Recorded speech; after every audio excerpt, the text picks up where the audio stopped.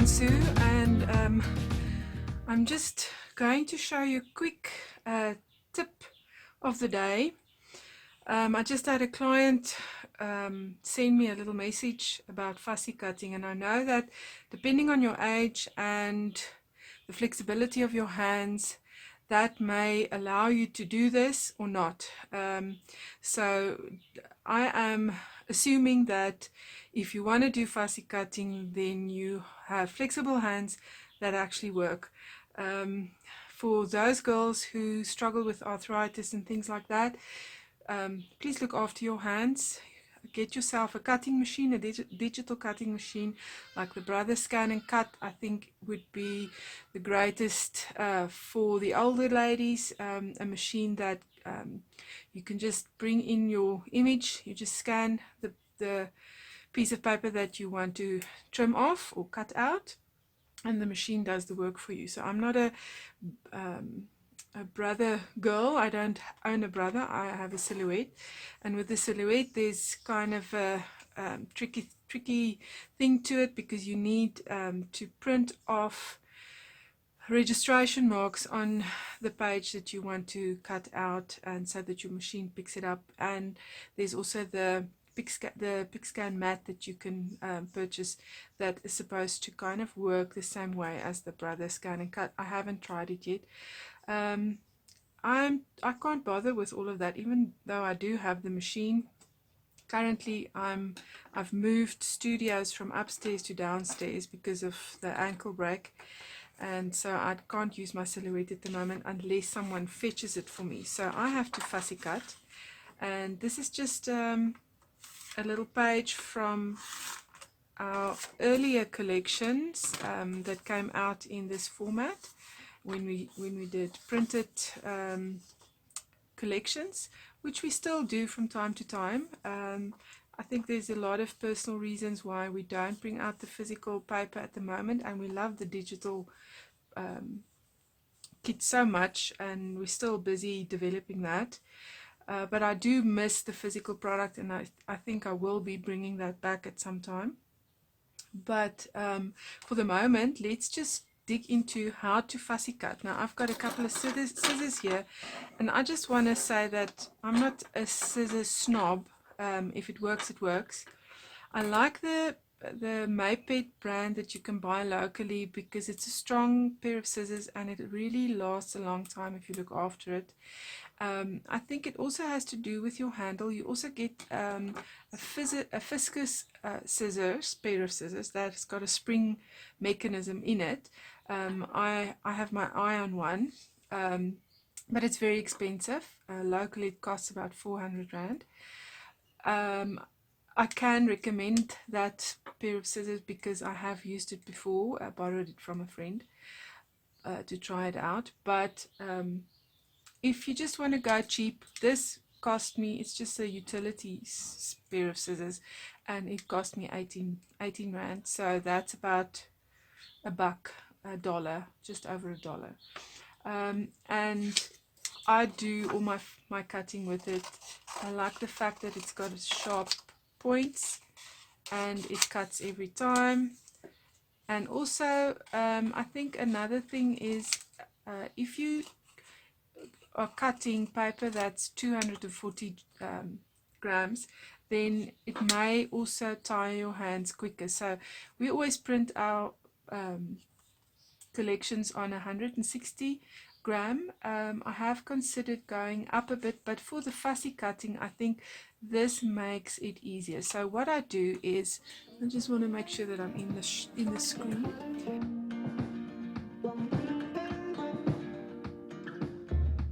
That you can see. So I hold my paper in my left hand. I've got my scissors, right? I'm focusing on this area, not the sharp point. Okay, right. So you go in until you've grabbed the paper with the scissors. Then you hold on to the paper here, and then you turn the paper, not the scissors. Turn the paper, and then you change your angle. Go in. Let go. Change your angle.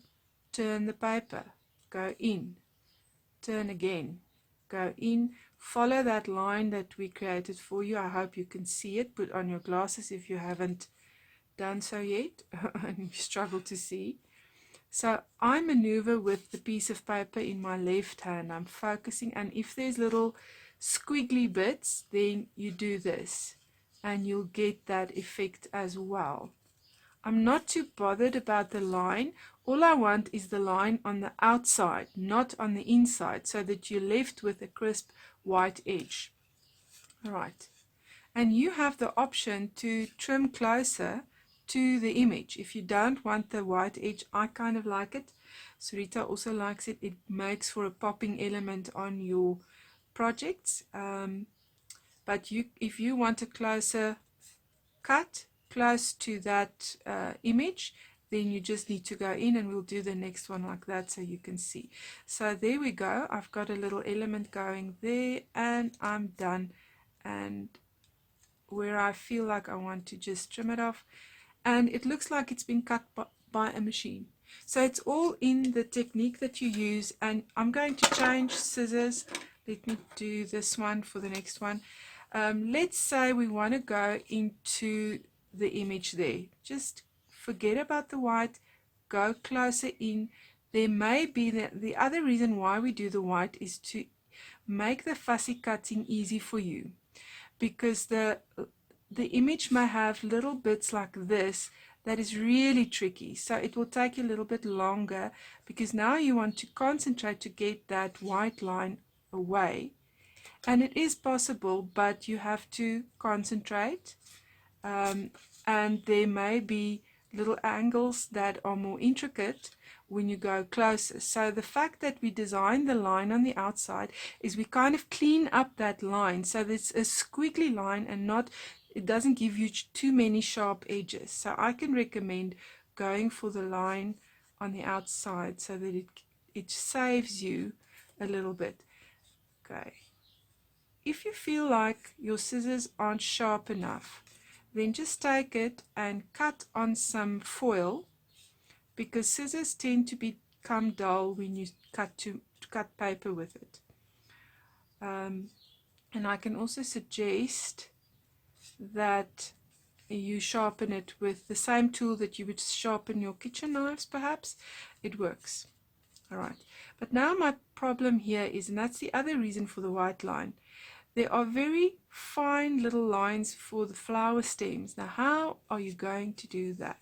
So it can rip. So you have to have a pair of sharp scissors to do that. But again, you just need to cut away. And if you've got a piece there, it's in your way, just trim it off as you go along. And it is possible to go in and trim that little bit.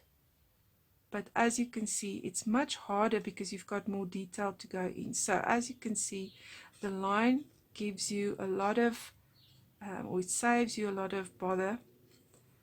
And you won't have a perfect cut, and you may lose that little stem.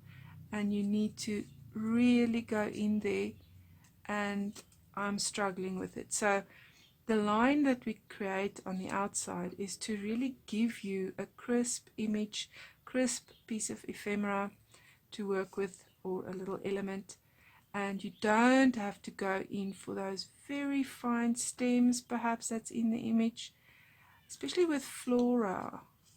You may have that. So I'm just going to bend these guys over because I can't see, and I don't want to trim them away. So as you can see, I'm just once again focusing on that bit and cutting away. And what you can do is you can pre-cut a little bit to save you, and you can save you some time, and you can go in there. Alright, say you don't want to bother with that side of this pair of scissors, and you want a smaller, you want to use a little fussy cut scissor like this. I'm going to use the same technique. I tend to go in for that as well. I find that if you use the front part of the pair of scissors, you may rip your paper in a corner where you don't want it. By this technique, you can go into the sharp edges there with your pair of scissors, and you've got control over where you push down here and the hole that you have on this side. So I hope that this little video is just kind of challenging your mind to think out of the box and not stress too much about fussy cutting. It is very therapeutic once you've got the technique that works for you. So if this doesn't work for you and you've got something else that you do, please continue with that.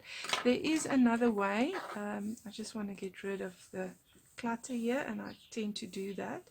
So I just want to show you that I used several types of scissors here, and you can decide on which flower you prefer. Do you want the white edge or not? You still have the option of both, no matter the line that we offer there. Just make sure when you trim off the line should be on your right hand side, then it won't show up in your image. So I would just suggest that. Right, the other option, I just want to get my tool. I have a little sharp cutting tool that I bought many moons ago, and you can change out the blades like that. I can't remember exactly. I think I bought it at our local Gymnet store, but I don't know if they will stock that again. You get different brands from different companies across the world. So it's just basically like a scalpel, but the blades are just basically the same, I would say, as a normal cutting knife, just smaller, way smaller. And you've got this grip here, and the other side of this tool, it's a really handy tool, is kind of a like a dowel, but not with a sharp edge. Sometimes you want to use this for a different purpose, to hold down things, also making dots, using it with paint. There's a lot of things that you can use. You can use it as an embossing tool. It's not a sharp edge, so I kind of like that for a multi-tool. And it also has a sharp, like a dowel fitting that I can change out, and I normally use that like a piercing tool. And so you've got 3 options in this one little tool, so very handy. Alright, so what you can do, and I just need to get my cutting mat, if you can go in with little intricate corners with this, so you can cut out your little corners like that, so especially the sharp ones, and then you can trim with your scissors in the end. If you want to, you can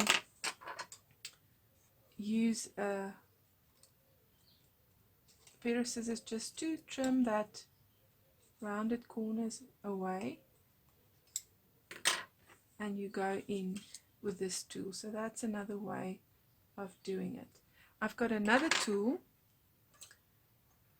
It's a swivel head cutting tool. The blades are really small. I also bought this at Gymnet's, I think. Just want to make sure it's tight. And so this one will go around the edges.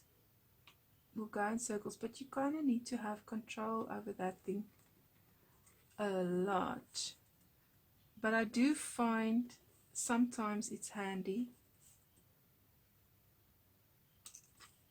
Alright, just need to go in there. I didn't trim off these edges perfectly. Alright, I just want to trim that away.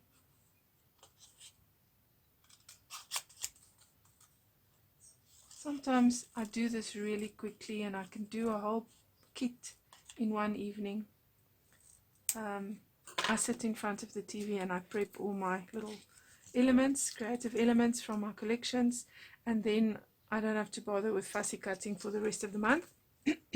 So that's a tip I can give you. You get little organizer bags and things that you can put it in, and so that's my tip of the day. You have a swivel tool, a little smaller knife that you can use that goes into the corners, and you can use a pair of scissors. Just make sure it's sharp, and it's not about the sharp point for me, it's more about the inside of the blade should be sharp enough, and it gives you control. Alright, and then the major tip is you have your ephemera in your left hand. If you're a lefty, obviously the other hand, and you swivel with it to go into those corners. And I prefer, my preference is just a pair of scissors to go in, and you'll see me turn around, chop chop, and there's no danger of cutting your fingers or anything, and it gives you a crisp little piece of ephemera to use in your projects. And I hope that this video has helped you to just get over your fear of fussy cutting. It's not that big of a deal, and if you just have your technique down, then I know that you will love all of these little elements.